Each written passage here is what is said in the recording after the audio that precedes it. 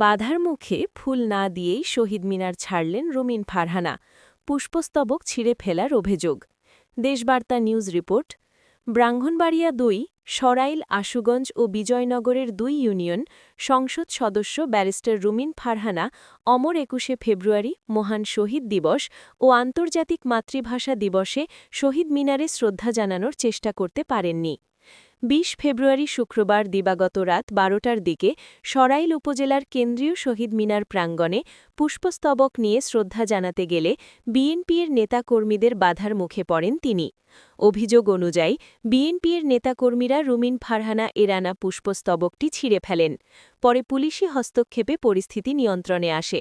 তবে পুষ্পস্তবক অর্পণ করতে না পেরে কর্মী সমর্থকদের প্রহনায় শহীদ মিনার এলাকা ত্যাগ করেন রুমিন ফারহানা।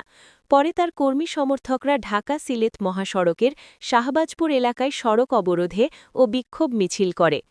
প্রত্যক্ষদর্শীরা জানান, আন্তর্জাতিক মাতৃভাষা ও শহীদ দিবস উপলক্ষে রাত ১৫টার দিকে শহীদ মিনারে উপস্থিত হন রুমিন ফারহানা ও তার অনুসারীরা। এই সময় বিএনপির নেতাকর্মীরা ভুয়া স্লোগান দিতে থাকেন, যার ফলে পরিস্থিতি উত্তেজিত হয়।